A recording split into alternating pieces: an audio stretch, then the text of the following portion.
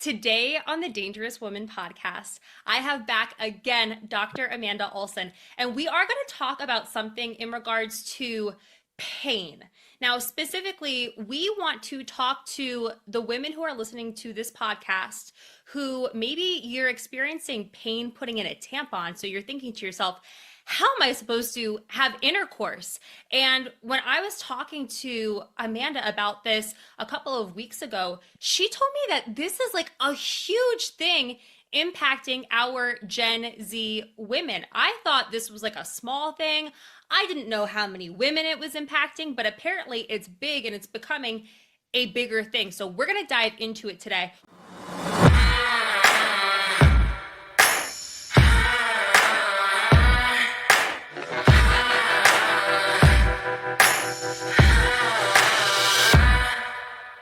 Welcome to the Dangerous Women podcast, where the intersection of fierceness and femininity fuels empowerment.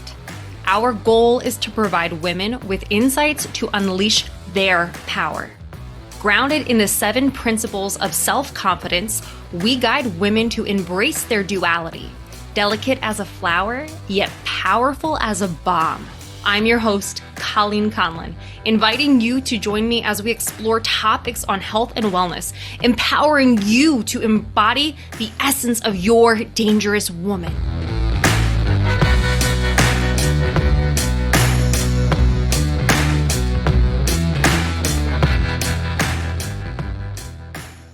Amanda, what is going on? Yes. So this issue has gone on for a long time. It's not necessarily like a new issue, but there's a lot of women that experience pain using a tampon, or pain having a medical exam with a speculum, or pain with penetrative intercourse. And the umbrella term for that is vaginismus. And there's 2 different subcategories: primary and secondary. And primary vaginismus is someone who never has been able to comfortably do those things. So maybe like when they're a teenager and they first start their period, they have trouble using a tampon, or they go to have their first medical exam. Maybe they can use a tampon, but a lot of anxiety and pain and difficulty having a speculum, or they go to try to be intimate for the first time and it doesn't work. They have pain, or it's impossible. Like their partner feels like they're hitting a brick wall and they are not able to have any sort of penetration. And that's the primary category, someone who's always had that issue. And then secondary vaginismus are someone who maybe they at one point in time were able to do all those things and something changes. Maybe they have a new medical condition. Maybe they had a stressful event or trauma or abuse, or something happened, and their body is creating this guarding response that's not allowing these things to happen. So that's secondary vaginismus. And it is a lot more common than a lot of people are aware of. And a lot of these people feel a lot of shame, but it doesn't need to be that way. And it is a totally fixable condition. Can you fix it type 1 and type 2 the same way, or do you go about it differently? We can fix it the same way. Depending Okay. on how long it's been going on, it may take a little bit longer. So for example, the person who has the primary type 4, it's always been this way. And maybe they've been embarrassed to bring it up in their doctor appointments, or it's just gone on for a very long time. That particular person may require a little bit more time to go through the process of overcoming that, but it is still overcomable. It's achievable. So we see all different types of backgrounds of women come in, of all different ages. But as you touched on, we are seeing an extreme uptick in pelvic pain and in vaginismus in the Gen Z population. And we, as medical providers, have been discussing this, and it appears to be associated with a lot of stress and anxiety in our world these days.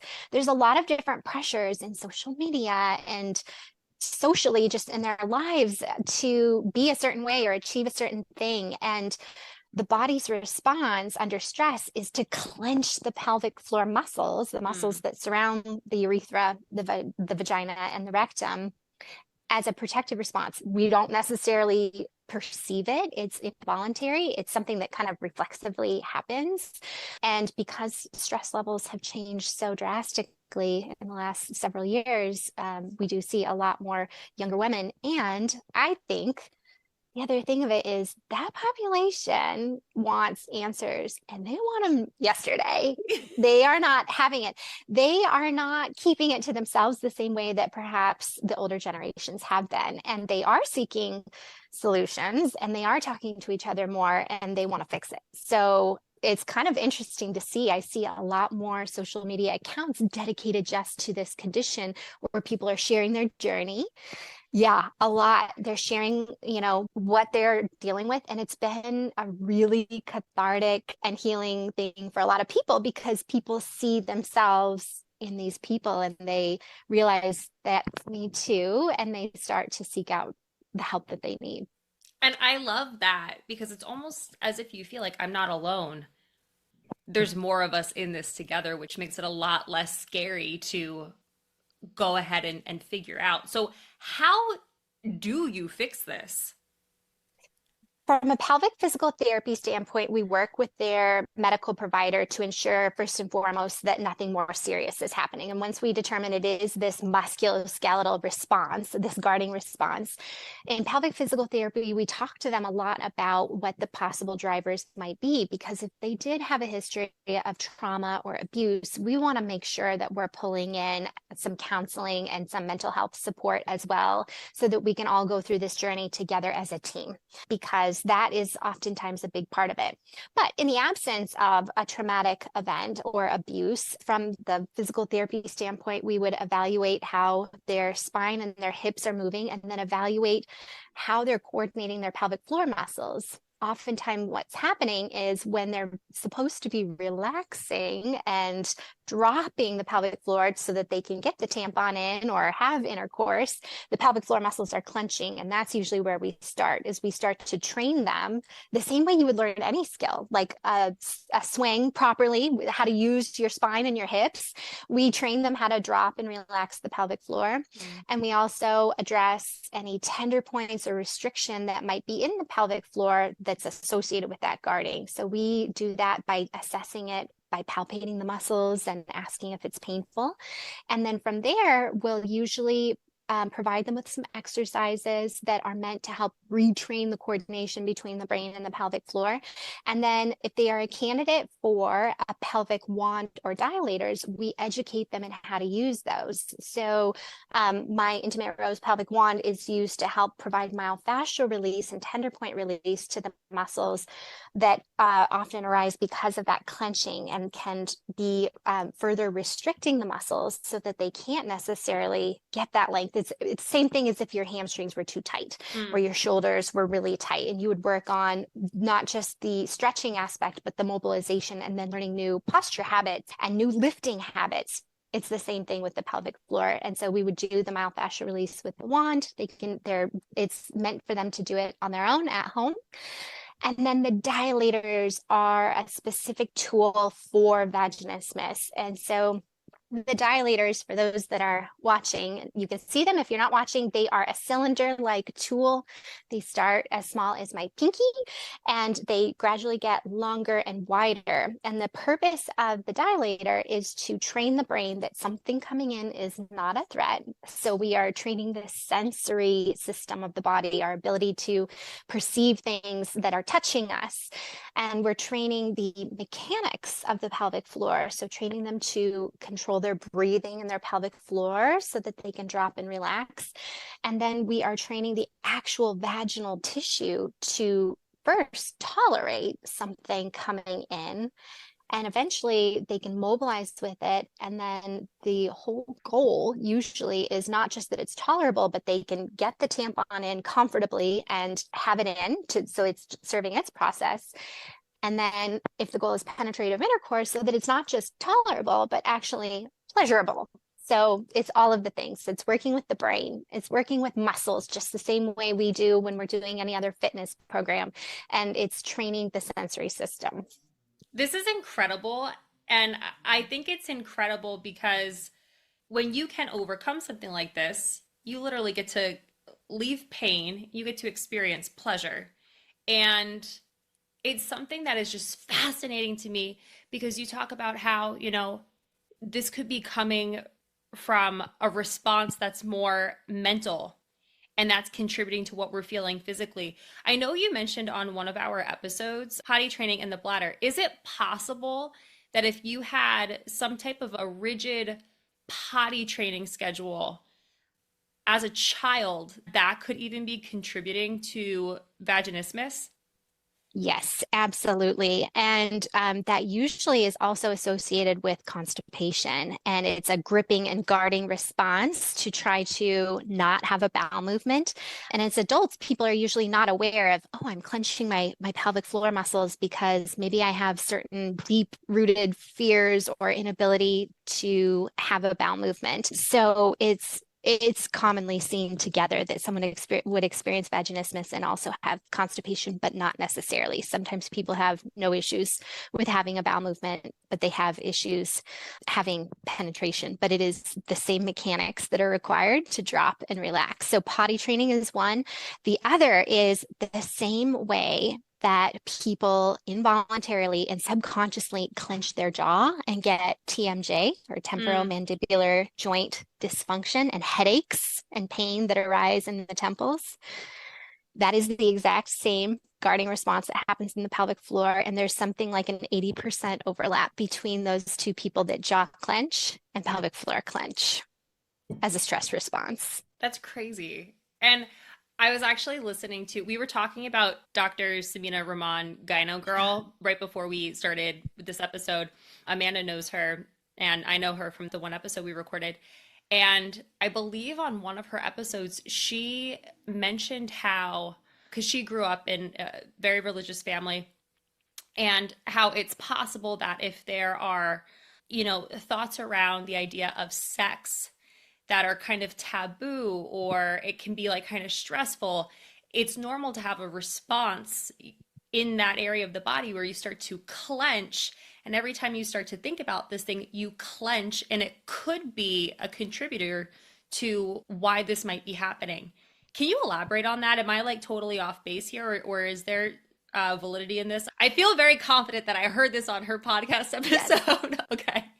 Yes, that is 100% accurate. And so if you liken it to, if you are told no, bad for decades, and then all of a sudden, one night, you're married, and all of a sudden that message is yes, yes, yes, yes, yes, good, good, good, good, good. Your body does not understand that it is all of a sudden good. And that's not to speak ill of what the messaging is and the reasoning behind that in different faiths and reasoning behind not doing that. But sometimes that is what a young person experiences and hears about. That is bad. Be a good girl. Don't do that. That's bad. And then all of a sudden, one night, you're expected to do the thing that you've told is not good because it's now okay. And your brain is, yes, married, got married, let's do the thing. So yes, we see that very commonly in all different types of faith backgrounds or just different ways people were raised because they have clenched and held it together, and then they don't necessarily know how to wrap their brain and their heart around that so suddenly. And there's different Instagram accounts dedicated to that as well. I'm seeing them for the Christian faith and the Muslim faith, where they talk a lot about that transition. And I've actually seen a lot of support groups within those faiths where they still want to, uphold those virtues, but they want to provide an on-ramp to these women so that wedding night and that marriage consummation does go a little smoother for them, because they're starting to recognize that this is happening and it's really hard on both people in that relationship. So that's been really phenomenal. That's so cool. That's so cool that you say that. It's so cool to hear that within these different communities, there's support, because, it doesn't just impact the woman, it impacts the man. And you're coming into something like marriage, and to have an expectation of what this is supposed to be, and it actually being a little bit of a nightmare. Yes. Is not good. So I think it's so cool that we're even talking about that component right now. And I mean, my big takeaway, we're like nowhere close to the midline of this episode, but already my takeaway is, this is something where you might want to work with a pelvic floor specialist, and you probably also want to work with somebody in the realm of mental health or sex therapy or something where you can start to connect the two things. It doesn't sound like it's just like for one coach. This is like a team effort kind of thing. I actually had a client who reached out to me, and at the time I had no idea what the word vaginismus was, but she had said that she was having pain with the idea of intercourse. And I pointed her to your dilators, and she was able to have sex because she started using them, which was awesome. And I don't believe she saw a pelvic floor therapist. I think she just got them, and there's a resource that comes with that. So can you explain, is this something that you can just like order online and use it on your own? Do you need to see the pelvic floor PT? What are the different paths for people who are interested in something like this because they know, ooh, this is me. I need this. I love how you said paths, because there are different paths, and whatever path the person chooses is the right one for them, certainly. As a pelvic health physical therapist, I always advocate for, if you are able to go see a pelvic health physical or occupational therapist that is well trained and that can help guide you. But along those lines, me being the person that created these dilators, I specifically created them for people who, for a wide variety of reasons, either cannot or are not wanting to access those services. So with the dilators, they come with an actual physical guide in the pack. All of our shipping is very discreet. So when it arrives, it is not branded. It could be I don't know, a book or something for all everyone else knows, but there's a physical guide in that. And then when they order off our website, they get weekly emails from me that are tips and guides for that week. And then the following week, I give them a little bit more to think about and to work on. So there's like a weekly progression in the emails, and people can go as quickly or as slowly through that process as they want. But it's a little bit of like practicality and tips of body positioning and how to actually mechanically do this thing, and a little bit of love and support as well. And then on the website, we have a guide that has all different how-tos and videos and links and blog articles on the dilators and on vaginismus. And then we also have a phenomenal team that I've trained up that are deeply empathetic, and you can email them at any point in time at support@intimaterose.com, and we are there to answer your questions. So we try to hit it from all angles. It sounds like there's a lot of support. When it comes to vaginismus in general, you mentioned that there's the primary and then the secondary. Is it possible to go through life doing these things and still feeling like nothing can go in, or is that not something that you have seen in the work that you have done? Can you speak to that?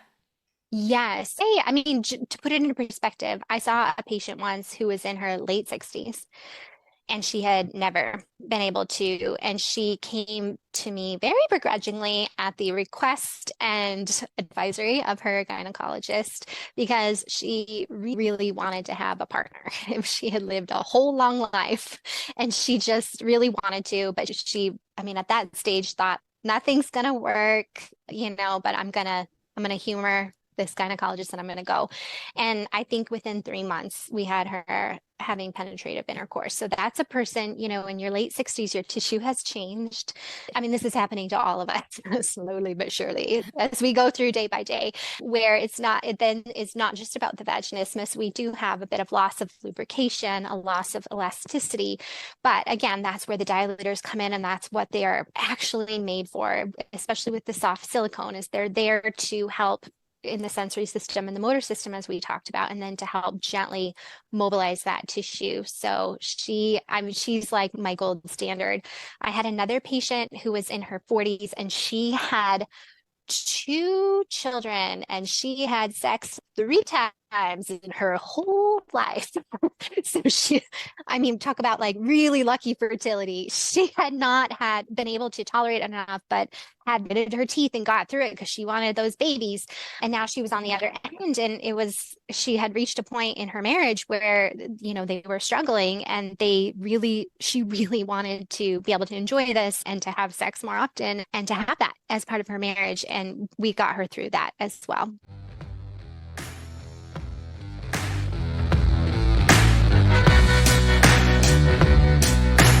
Kettlebell Catalyst, the exercise guide for women to build strength, lean muscle, and self-confidence to overcoming limiting beliefs, is a book I wrote for women to be empowered to get started with kettlebells. In this book, not only will you learn the 101 details of hardstyle kettlebell technique, but you will also meet lots of women who were brave enough to try using kettlebells and hear how they transformed both physically and mentally. To buy your copy, visit Amazon or Barnes & Noble today. I was going to ask you, and at first I was like, no way. But now I'm definitely going to ask you, is it possible that you can have vaginismus, you can get pregnant, you can deliver your babies vaginally, or is that just like the most painful thing in the world? Well, the short answer to that is modern medicine has a lot of anesthesia. And, there are certainly other methods, including cesarean section, use of anesthesia, and all of those things. Usually, a care team can find a safe way to help you deliver that baby. I know a lot of people write in where they did have vaginismus. They were able to conceive and get pregnant, and now they are very panicked about, I could barely fit my partner in. How on earth is this baby going to come out? The body releases a lot of hormones. The pelvic floor muscles know how to relax. There's a lot of physiological processes that happen when you're in labor that are conducive to that. And I know it's very hard for someone to wrap their mind around that, but it can happen. And, certainly there may be some retraining of the pelvic floor muscles afterwards, because again, if after painful experiences in and around the genitalia, the pelvic floor muscles want to guard again. But again, it's the same process, learning how to relax the muscles mechanically. And it's not just about, just relax. It's about actually learning when they are clenched, perceiving it in your brain, and understanding how to unfurl them. So it's as if you're walking around with your hand in a fist and someone says, just relax. And you say, I don't know how. And they teach you how to extend your fingertips and open your palm. It's the same thing with the pelvic floor. So we use, what question? Can you walk us through that exercise right now? Yeah. And is there any chance you could explain dropping the pelvic floor in at least two different ways? Sure. Yes. So in a therapeutic setting, we would use a wide variety of different tools because different people learn skills in a different way. Think about how you learned how to write your name. Between first it was like a little bit sloppy and then you got really better at it, or learning how to drive a car where your body is looking and moving and seeing. So some people respond really well to a tactile cue. So the way I would do that is have them put one finger right on the skin between the vaginal opening and the anus. So that's the perineum. It's this thicker part of skin. And I would have them take a deep breath in and sense to see if that finger moves down and away from their body. And then if it's not, that's a sure sign that they're guarding. And I would ask them to inhale again and see if they can make the finger move away from them and then relax. So that's a tactile cue. Visually, we have high tech and low tech. High tech would be, we have ultrasound imaging in clinic where we can put an ultrasound head in their belly and shine it down onto the pelvic floor and they can see it, which is one of the coolest tools on the planet. That's love how I nothing learned. more. It was so cool. Yeah.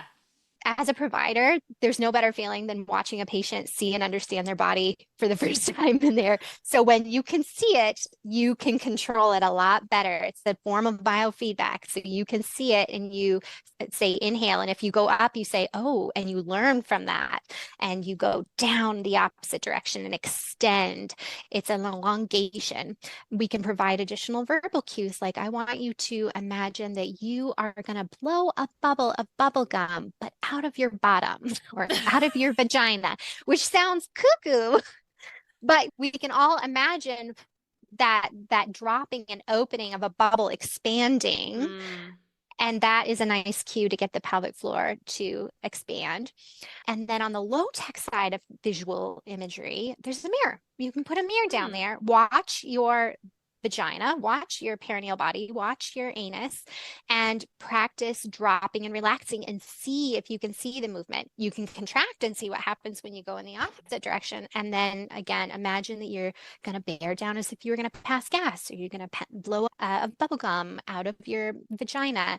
And so then you can see it's the same way as if you were learning a new dance move and you look in the mirror and you're like, oh, my arm should not be in that position. It should be in this position down here. I've And that's never how we used learn. a mirror. That you can see a difference when you're Yeah. dropping it? Yeah. Really? Yeah. Cool. Body position wise, a great place to do that. I mean, you could do it sitting in your bathroom, or you can lay on your bed, two pillows back behind your head. So you're curled forward a little bit, knees bent, mirror down, and just watch how it functions. Contract and watch how the clitoral hood will come down and cover, the vaginal canal will close, and the anus will close and pull in when you contract. And then when you drop and relax, all of those things come down and out. Wow, interesting. It's really Yes. interesting. Um, Yes. can we talk a little bit more about Gen Z? Yes. Love them. So, so I mean, I don't think it's a surprise to anyone. The world we live in right now, super stressful, right? We Yeah. just came out of this pandemic, super stressful. Is there anything in particular as to why you think it's Gen Z who's impacted by this more? Is it because of their age in the midst of all of this stuff? Is it something else? And, is it possible that for anybody listening to this who maybe they're not Gen Z, but maybe they're the mom to a Gen Zer or an aunt to the Gen Zer, anything that you might want to bring up to them to maybe help de-stress Gen Z a little bit? Yeah, absolutely.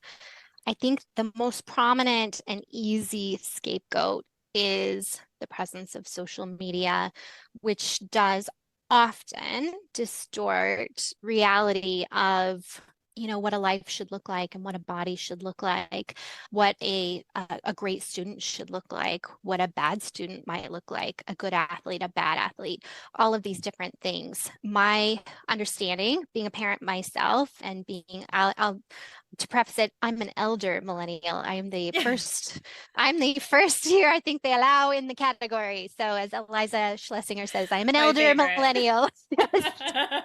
She and I That's are the same special. age. Okay. Yes, yes. Um, so what I've observed is that, our generation, social media came in a little bit later. We were a little bit more of a fully formed adult when Facebook and all these arose. Gen Z's always had it. So these images and their exposure to it, even if there's well intentions of it being positive, sometimes has had an impact on it. And then also that contributes towards what they think their life should consist of, trying to have it all, which was not new to them. We all, I think, in some cases saw it or experienced wanting to get good grades and to have great friends and to be productive in whatever was bringing us joy. But now, because of those foggy, rosy lenses of social media, of these perfect lifestyles that none of us are actually living, it causes a lot of tension for them. And then also the scary events that have become really common in education and in the world where it's very visual. So those world events maybe were always happening, but we weren't getting just a constant feed of whomever's being bombed or scary political things that are happening. It's just much more prevalent in our face. So outside of even the foggy lens of social media, it's the constant stream of actual news and actual information that a lot of us probably struggle with, but that generation in particular doesn't yet have that fully formed frontal lobe of their brains, and they struggle to process it. And they maybe haven't yet learned what their optimal coping skills are. I think all of those are contributing factors. And I don't think it's necessarily going anywhere. I don't think social media is just going to be something we Yeah. can take out of society or take out of Gen Z's hands, especially since they've always had it. Yeah. But it sounds like it's really important to understand when the body is stressed, the body likes to tense up. Yeah. And if you can become aware of where you're holding this stress, where you're tensing, if it is your pelvic floor, understand that it can really contribute negatively to functions that are specific or connected to the pelvic floor. So in that case, it's just really important to understand, how do I relax it? How do I drop it? How do I keep it healthy so I can, manage what is going on in the year 2024? Yep, you got it. And for anyone listening that may have symptoms of constipation or pelvic pain, issues using a tampon, speculum, or having penetrative intercourse, or for the parents, like you said, who may have the teenage daughter that's all of a sudden started her period and cannot seem to use a tampon. They're not broken. You're not broken. These are all things that can be overcome with learning new movement patterns and learning new noticing patterns and getting better and different coping strategies in place. I'm so excited for people to get to listen to this episode, Amanda.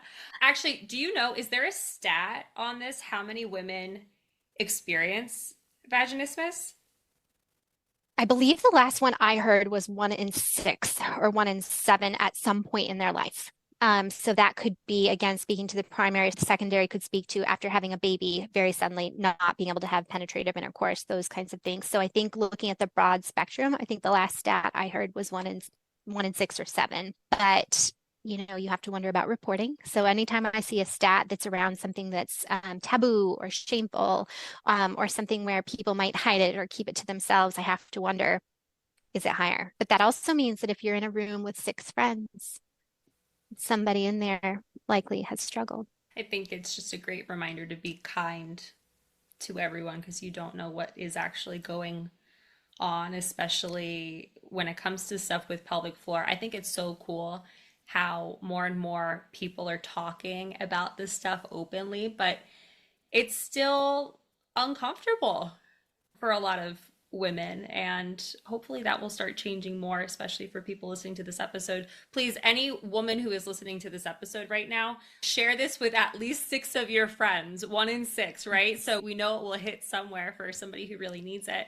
I know you have mentioned this on episodes before.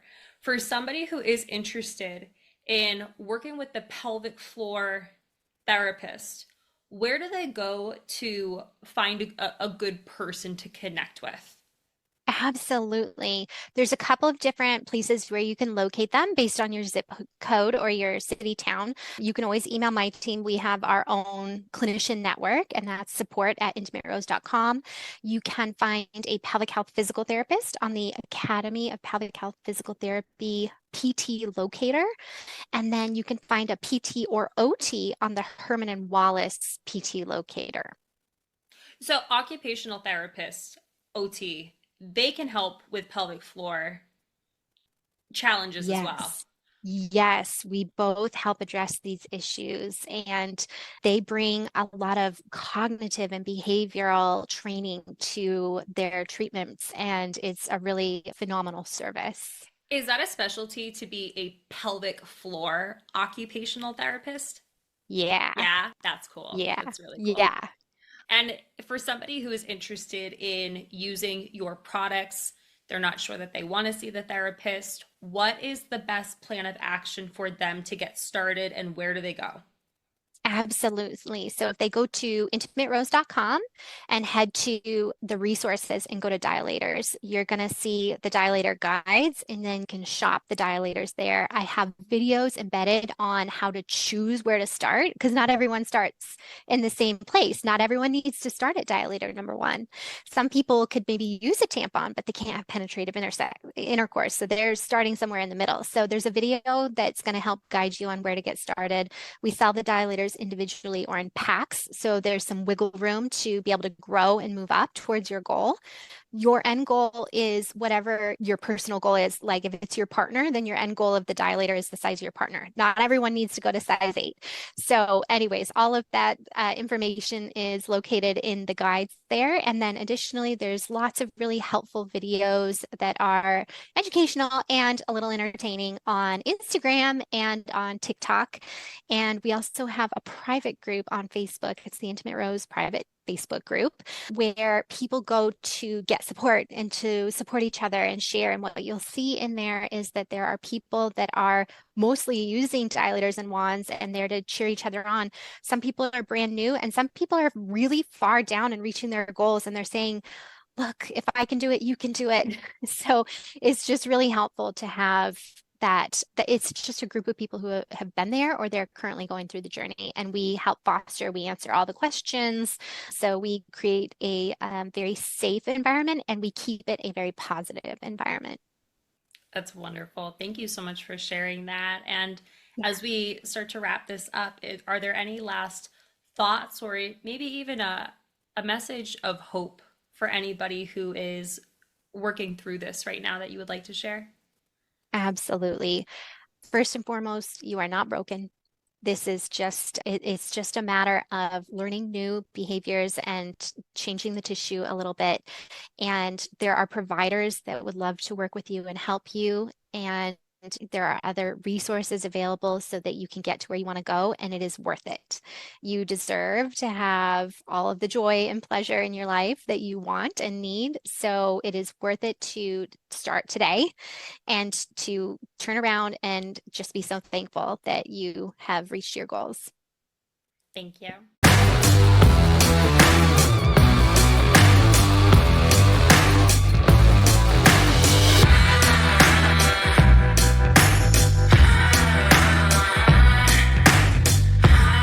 Thank you for listening to the Dangerous Women podcast. If you had any groundbreaking takeaways from today's episode, please tag us on social at the Dangerous Women podcast. To make sure you never miss an episode, subscribe below.